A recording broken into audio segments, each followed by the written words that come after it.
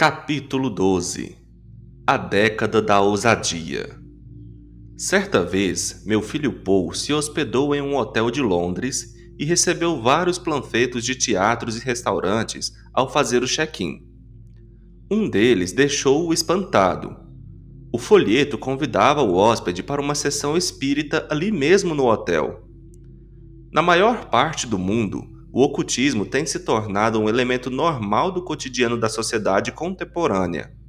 Na televisão, vemos propagandas de serviços mediúnicos. Nos shopping centers, deparamos-nos com os estandes para consulta de tarô e outras práticas ocultistas. Um grande número de pessoas, juntamente com aqueles que acompanham a vida de celebridades, tem sido atraído pelo espiritismo e pela prática mediúnica. E coisas semelhantes surgem o tempo todo no mundo inteiro. Os videntes e astrólogos colecionam manchetes e mais manchetes com suas previsões para o futuro. Os jornais publicam diariamente um horóscopo ao lado das palavras cruzadas. E os astrólogos que fornecem tais previsões invadem locais nobres como o Palácio de Buckingham e a Casa Branca. O ser humano tem verdadeiro fascínio pelo futuro, mas somente Deus sabe o que ele reserva. Os profetas do Senhor registravam suas profecias por meio do poder inspirador do Espírito Santo. Já os falsos profetas profetizam de sua própria cabeça, ou então sob inspiração de alguma outra fonte que não o Senhor. As profecias presentes nas Escrituras foram estudadas, analisadas e consideradas verdadeiras em todos os seus detalhes. As profecias referentes a Cristo, dadas no Antigo Testamento e absolutamente confirmadas no Novo Testamento, enfatizam a natureza do ministério do verdadeiro profeta. Quase metade do livro de Daniel consiste de profecias que ele entregou. Os teólogos que se dedicam à escatologia, isto é, o estudo das profecias e do fim dos tempos, usam as predições de Daniel e as do apóstolo João contidas no livro do Apocalipse como suas principais fontes de pesquisa. O profeta profetiza e também prega. Sua pregação transmite uma espécie de percepção do presente, pois ele fala ao povo em nome de Deus, diferentemente do sacerdote que ministra a Deus em nome do povo. O profeta também fala do futuro. O Daniel recebeu visões proféticas de Deus, isto é, revelações de acontecimentos que viriam sobre o mundo. Profetizou, inclusive, a segunda vinda do Messias. Os historiadores, teólogos e professores que estudam o livro de Daniel concordam que Deus atuou em várias áreas de suma importância por intermédio dele. Em primeiro lugar, Daniel era o representante do Senhor naquela terra estranha, alguém capaz de trazer a glória ao Deus Jeová num lugar em que ele não costumava ser glorificado. As honras concedidas a Daniel eram, na verdade, creditadas a Deus. Outro aspecto tão importante quanto o primeiro é que o profeta foi um canal por meio da qual a nação de Israel pôde receber as bênçãos do Senhor. Por ocupar uma posição de poder na Babilônia, Daniel foi capaz de assegurar uma situação favorável ao seu povo. Além disso, ele registrou a revelação, que até hoje é estudada minuciosamente, na busca de verdades pertinentes ao futuro do mundo, que está nas mãos de Deus. Daniel foi levado cativo ainda na adolescência. Cerca de 60 anos mais tarde, lá estava ele registrando sua última visão profética. Sua vida prova, sem sombra de dúvidas, que nunca se é jovem ou velho demais para ser usado pelo Senhor. O ministério profético ainda pode ser exercido na igreja. Uma palavra profética que recebi em 1979 tornou-se uma influência poderosa em nosso ministério para homens. Foi simples, mas bastante direta. Abre aspas. Os pecados sexuais serão o problema da igreja nos anos 1980. Fecha aspas. Outra palavra, recebida em 1980, afirmou que nosso ministério seria como, abre aspas, um afiado instrumento de peneiragem provido de dentes. Fecha aspas. No início, as pessoas acharam estranho darmos ênfase ao sexo masculino, mas isso mudou quando o movimento para homens teve início 10 anos depois. O que está acontecendo hoje? As profecias bíblicas acerca dos últimos tempos são extremamente relevantes para a época atual. A Bíblia afirma que o tempo sofrerá uma compressão, nossas atividades serão mais aceleradas, haverá um engrandecimento da personalidade humana, a vida se tornará mais intensa, o caráter do homem se deteriorará, a hombridade se enfraquecerá, os valores serão erradicados, os princípios serão distorcidos, o coração do homem endurecerá, o culto à maldade crescerá. Esse quadro lhe soa familiar? Dentre outros sinais dos fim dos tempos, há 3 características do espírito do mundo nesses últimos dias que precisamos considerar seriamente. O livro de Apocalipse as descreve como a ilegalidade, do grego pharmakeia, termo do qual derivam as palavras droga e drogaria. A impenitência, ou seja, a recusa a confessar o erro. O masoquismo, o costume com a violência. Em todo o mundo, o aumento da rebeldia contra a autoridade, juntamente com a ilegalidade desenfreada, presente em insultos semelhantes, são um traço dos últimos dias. Igualmente, as mentiras, a culpa, o negar-se a falar para evitar dizer a verdade, a recusa em reconhecer os erros e a dureza de coração que se caracteriza pela rejeição ao arrependimento, são sinais para nós.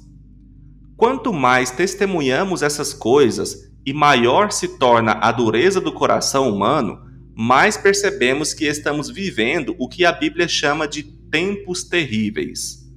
Mais adiante, quando indivíduos de todo o mundo deixarem de sentir-se estimulados por uma simples aventura sexual e passarem a precisar de filmes que juntam sexo e assassinato, quando virmos o sadomasoquismo ser divulgado como moda e as festas dançantes passarem a mutilar e a incapacitar, quando percebemos que a tortura está sendo tolerada e que a lascívia masculina está se abastecendo da pornografia infantil a ponto de homens tirarem as crianças da própria cama para violentá-las e depois matá-las, então estaremos diante do surgimento das características que proliferarão pouco antes da volta de Cristo.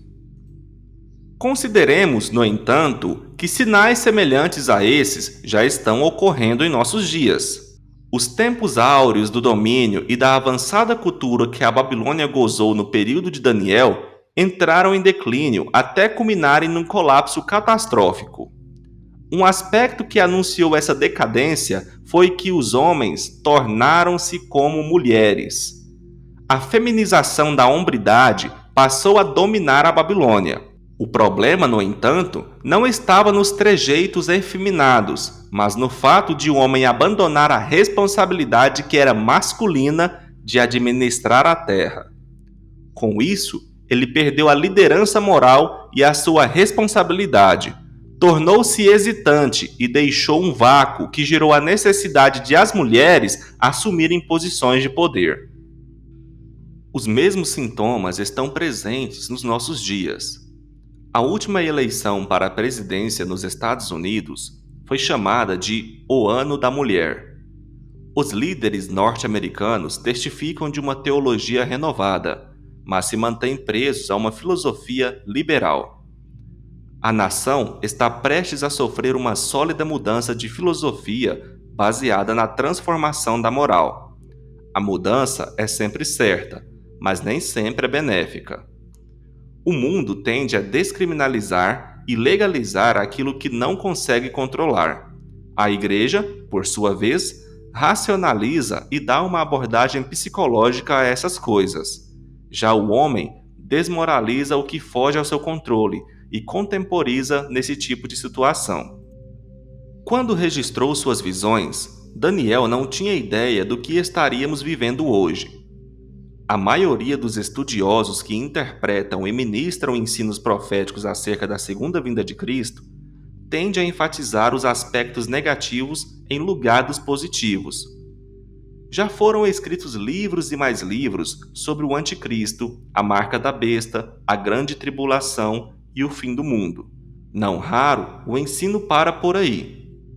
Creio que Daniel também tenha visualizado o negativo. A diferença, no entanto, é que o viu unicamente à luz do que sabia acerca de Deus. O Senhor sempre edifica sobre o que é positivo. A maneira como Deus começa e termina suas obras sempre foi e sempre será positiva. O movimento pacifista recebeu muito estímulo, embora não em seus primórdios, de um grande cientista nuclear já falecido. Por volta do início da Segunda Guerra Mundial, ele descobriu que era possível provocar uma explosão nuclear na atmosfera capaz de gerar uma reação em cadeia, que por sua vez atearia fogo no céu e incineraria a terra. Para aquele que é biblicamente letrado, é fácil entender a probabilidade da dedução desse cientista, pois a Bíblia fala a esse respeito. O apóstolo Pedro escreveu, abre aspas, antes de tudo, saibam que, nos últimos dias, surgirão escarnecedores zombando e seguindo suas próprias paixões. Eles dirão, o que houve com a promessa da sua vinda? Desde que os antepassados morreram, tudo continua como desde o princípio da criação. Mas eles deliberadamente se esquecem de que há muito tempo, pela palavra de Deus, existem céus e terra. Está formada da água e pela água. E pela água o mundo daquele tempo foi submerso e destruído. Pela mesma palavra, os céus e a terra que agora existem estão reservados para o fogo, guardados para o dia do juízo e para a destruição dos ímpios. Fecha aspas. Quando a insanidade chegar ao seu ápice e desencadear a maior das batalhas, chamada Armageddon, que contará com poder nuclear liberado por meio do ódio, do preconceito e da ambição, a atmosfera poderá pegar fogo. Os minerais preciosos fundidos nesse fogo correrão sobre a face da terra como ruas de ouro. Os mares secarão completamente e a areia se transformará em vidro.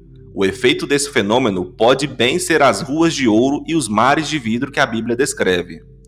Caso positivo, a terra será purificada do pecado e se tornará habitável para aqueles que, em qualquer era, foram redimidos. Deus não encerrará a história do homem na terra de forma negativa, mas de uma maneira positiva e espetacular.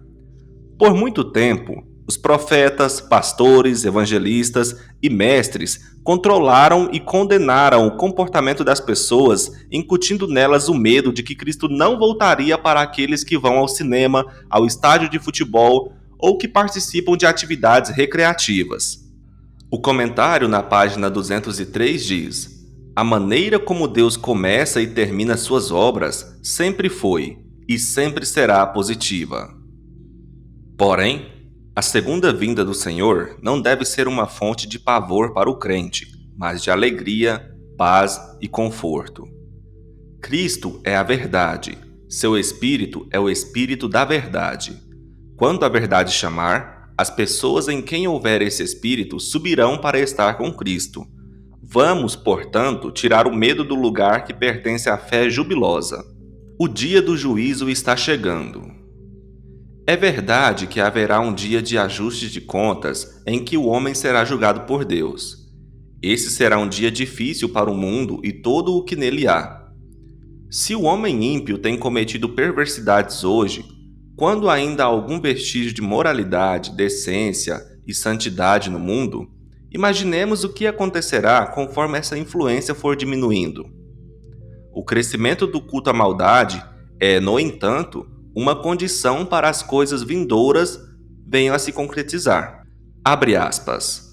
Mas, segundo a tua dureza e coração impenitente, acumulas contra ti mesmo ira para o dia da ira e da revelação do justo juízo de Deus, que retribuirá a cada um segundo o seu procedimento.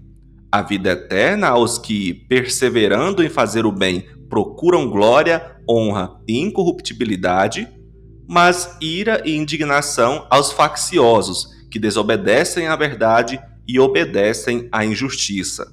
Tribulação e angústia virão sobre a alma de qualquer homem que faz o mal, ao judeu primeiro e também ao grego. Fecha aspas.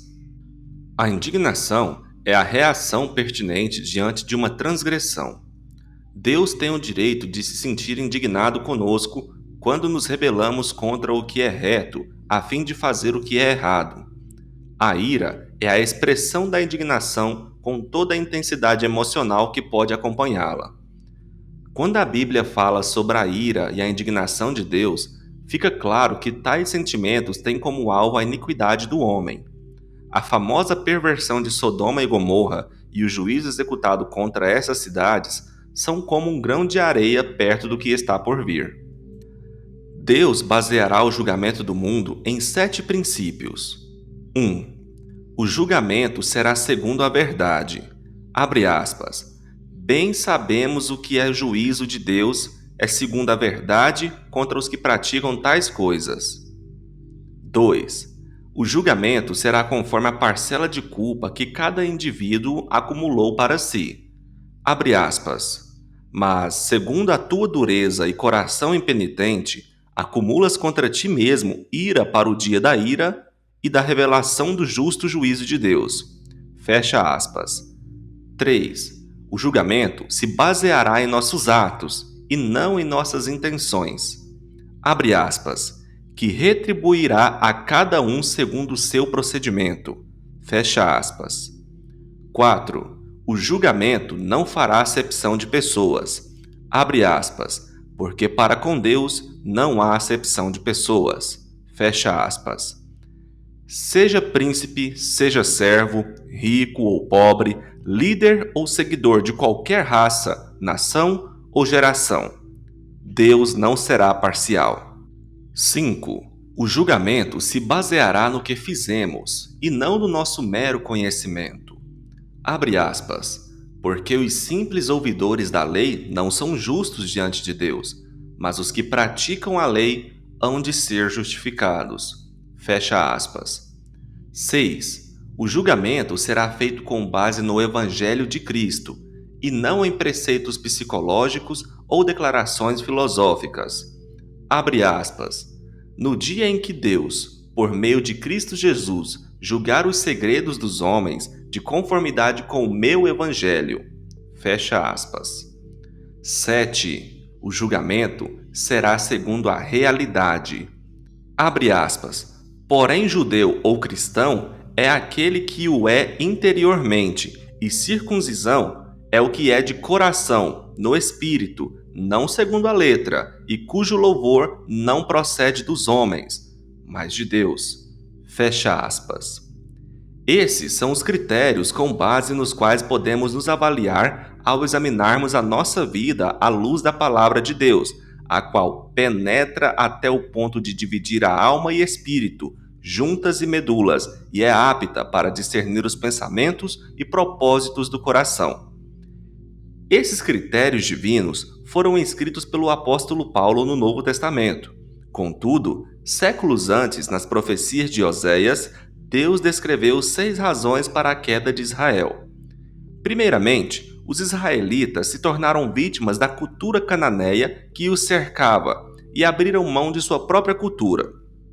Depois, foram seduzidos pelo culto pagão, que parecia mais exótico que o deles. Em terceiro lugar, Israel passou a acreditar que os cananeus tinham uma vida melhor. Em quarto, perdeu o senso da presença e dos propósitos do Senhor. Em quinto, adotou o culto à fertilidade. E, por último, estabeleceu o assassinato sancionado em consequência de sua degeneração moral. O assassinato sancionado é, aos olhos de Deus, o pior deles. O julgamento do Senhor contra tal perversão é certo. O reverendo John O. Anderson explica quais são os tipos de homicídio em seu livro Cry of the Innocents, O Clamor dos Inocentes, que aborda a imoralidade do assassinato permitido via aborto. Há o assassinato comum, em que o indivíduo mata o outro de maneira espontânea e não movido pela ira, pelo ódio ou por outro sentimento. Em seguida, o autor descreve o assassinato do indefeso, que é cometido contra alguém que não tem condições de se defender.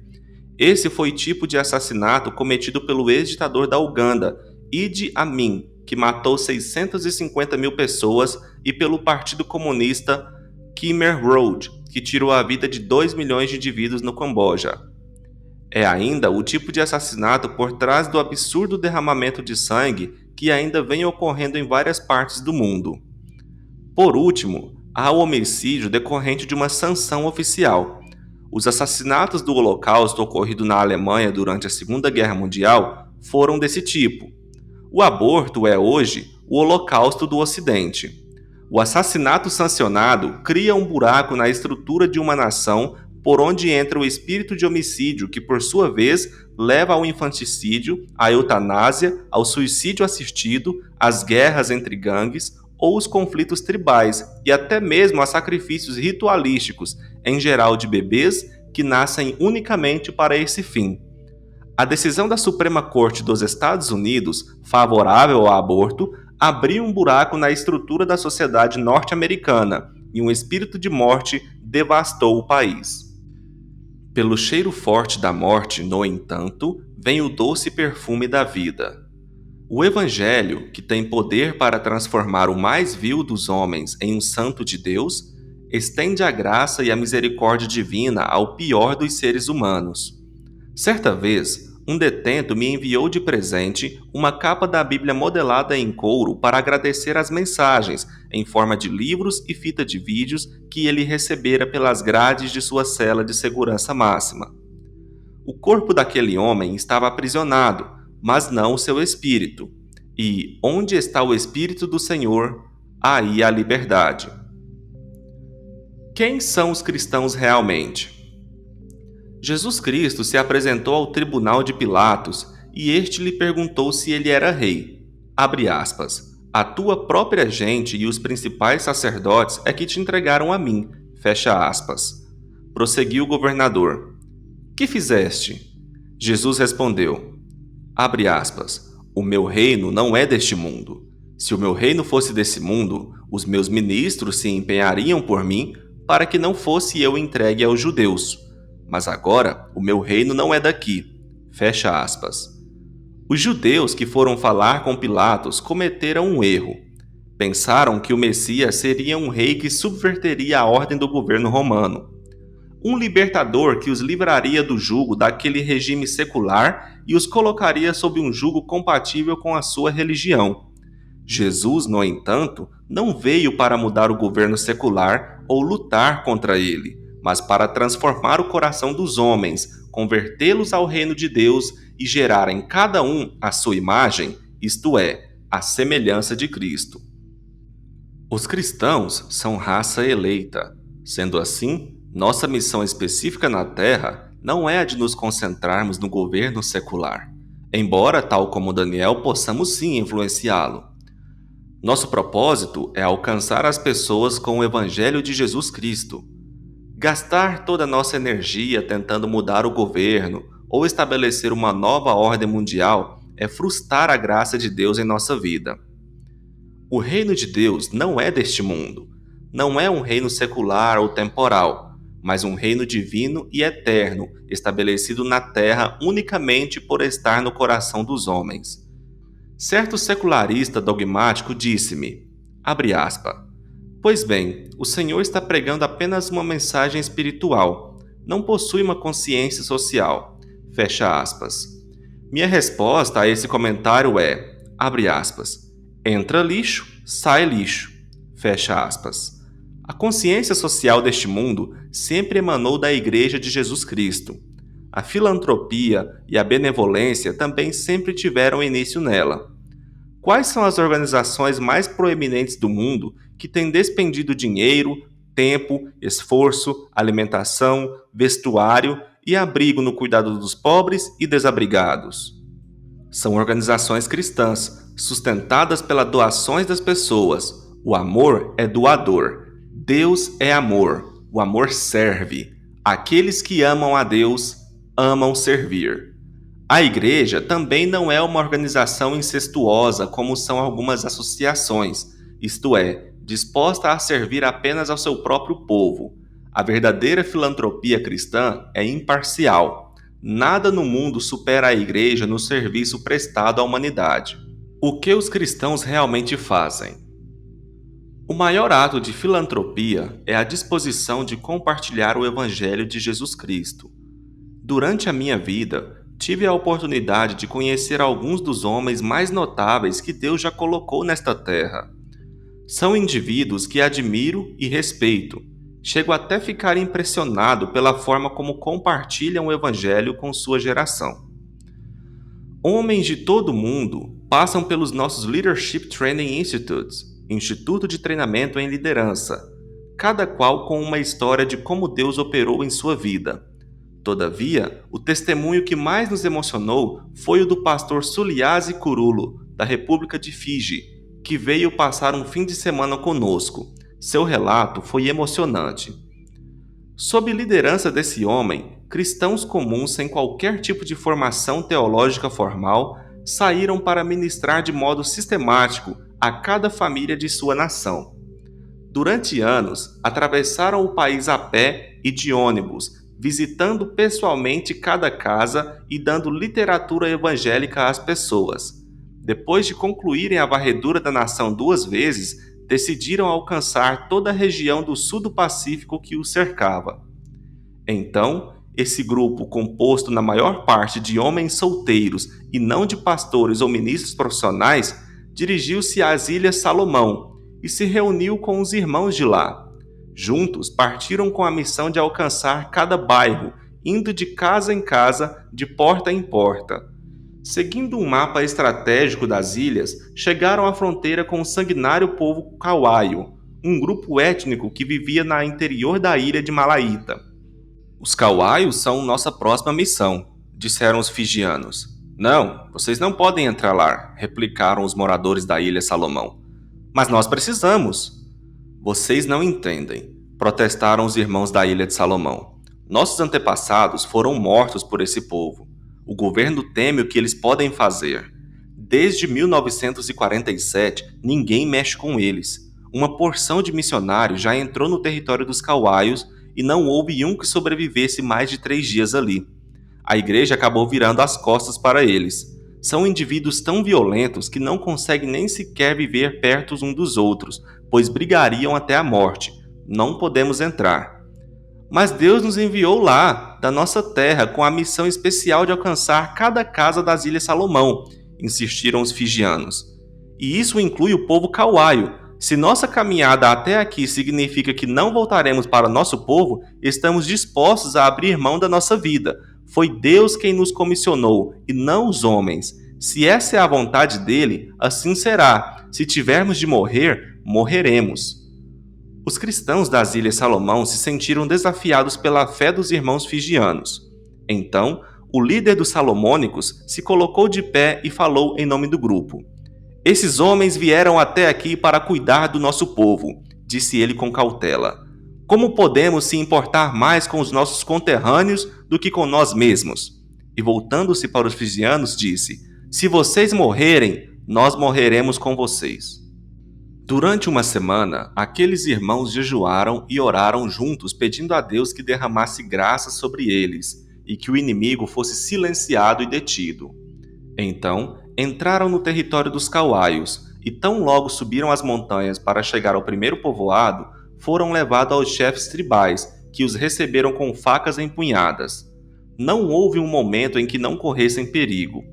Por fim, os líderes do povo concordaram em lhes conceder uma audiência com o supremo chefe do povoado, que os ouviu atentamente. Ao terminarem, um milagre aconteceu. Em vez de pedir a morte deles, esse homem creu em Jesus Cristo como seu Salvador. Após uma série de outros acontecimentos milagrosos, o chefe dos Kauaios reuniu a população de várias vilas para que ouvissem a mensagem do Evangelho. Então, o avivamento rompeu. Foi em 1989 que esses jovens, porém corajosos, homens de fé, alcançaram o povo kauaio. Hoje, há dezenas de igrejas no interior desse território e milhares de kauaios convertidos. Apesar de terem cada um sua própria profissão, esses ousados e corajosos indivíduos aceitaram o chamado de Cristo e o consideraram a maior vocação que poderiam receber. Nossa carreira ou profissão é um serviço secundário. Nossa real vocação é o chamado de Deus para evangelizar o mundo. Esse é o chamado principal de Deus para a nossa vida. O chamado para o ministério de Cristo, seja como for, é ainda o chamado mais elevado e nobre da face da terra. O pastor ungido por Deus é mais importante do que o prefeito, o governador, o presidente ou o rei. Comparado a ele, o primeiro-ministro, o ministro das Relações Interiores, o ministro do Comércio ou qualquer outro ministro são como anões em termos de importância. Os ministros de Jesus Cristo não devem ser difamados, o que muitos fazem, mas tratados com respeito e a mais alta estima. O mundo atual precisa de homens que venham a reconhecer o chamado de levar o Evangelho por toda a terra. O leitor talvez nunca tenha ouvido falar no nome Wayne Nichols, mas as pessoas que o conheceram jamais o esquecerão. Sua vida de consagração ao Senhor por meio do Ministério Wycliffe Bible Translators, Associação Wycliffe de Tradutores da Bíblia, é um exemplo para nós. Ele está entre os mais admiráveis heróis anônimos do exército de Deus. Durante mais de 40 anos, ele e a esposa fielmente pregaram o Evangelho, treinaram missionários, sacrificaram-se para prestar socorro às pessoas e doaram-se a elas com generosidade. Conheci-o em 1980 e logo nos tornamos amigos. Ele assumiu o compromisso de contribuir para a Christian Men's Network, rede de homens cristãos, e nunca falhou um mês sequer, com a exceção de setembro de 1992, quando sua esposa faleceu. Na ocasião, ele me escreveu para contar de sua perda. Abre aspas. Quando as doces lembranças que tenho dela me sobrevêm, disse ele, meus olhos se enchem de lágrimas. Porém, são lágrimas de alegria. Fico pensando nos nossos 46 anos de casamento e imagino junto ao Pai Celestial, a quem ela sempre pertenceu desde o dia que lhe entregou a vida, e para quem a devolvi no momento de sua morte. Creio que um homem de verdade chora, sim, não de maneira incontrolável ou com pesar, mas com uma expressão de afetuoso amor que só Deus pode nos dar. Fecha aspas. O comentário na página 213 diz: o chamado para o ministério de Cristo, seja como for, é ainda o chamado mais elevado e nobre da face da terra.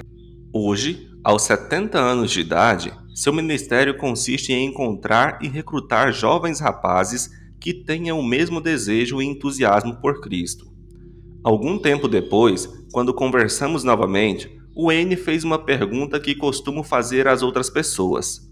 Onde estão os homens dispostos a dizer: Jesus, eu deixarei tudo para te seguir, abrirei mão da minha vida para pregar o Evangelho, ministrar aos enfermos, aos desconsolados, aos necessitados, aos perdidos e aos cegos, eu te darei a minha vida, Jesus.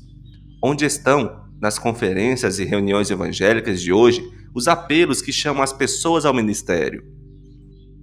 Antigamente, apelos dessa natureza levavam dezenas e até centenas de pessoas a se colocarem de pé em consagração e dedicação públicas de sua vida ao ministério de Jesus. Poder dar tudo de nós ao Senhor era, aos nossos olhos, uma grande honra e algo que glorificava a Deus. Já estive em conferências amplamente divulgadas que ostentavam uma lista de palestrantes composta de verdadeiros homens e mulheres de Deus, cujo investimento somou milhares de dólares a fim de reunir uma multidão de pessoas, de cristãos, que foram maravilhosamente salvos a pecadores que se encontraram com seu Salvador. E mesmo com tudo isso, não é feito um chamado sequer à obra. Onde está o apelo ao ministério? O que temos feito com a nobreza de servir o nosso Deus, Senhor e Rei? Nosso mundo tem vivido momentos de transição, crise e confusão. As pessoas carecem de uma voz, precisa de um exemplo para seguirem. O mundo precisa de homens dispostos a viver sem abrir mão de seus princípios, num mundo condescendente e volúvel. Nesses últimos dias, aqueles que conhecem o seu Deus farão proezas superiores a tudo quanto já se fez na história. Nenhum homem pode receber maior chamado que esse. Tampouco há legado maior que um homem cristão maduro possa deixar. Nunca se é jovem ou velho demais. Que outra profissão mais nobre alguém poderia escolher que ministrar o Evangelho de Jesus Cristo? O mundo precisa de homens que temam a Deus e sejam ousados. A antiga canção que as crianças cantavam na escola dominical, chamada Ouse Ser um Daniel, precisa ser atualizada para esse novo tipo de homem que verdadeiramente ousa. Seja qual for a profissão que tenha, esse homem terá a ousadia de seguir a vocação de servir ao Senhor. E será difícil? Basta olharmos para a vida de Daniel e seus amigos.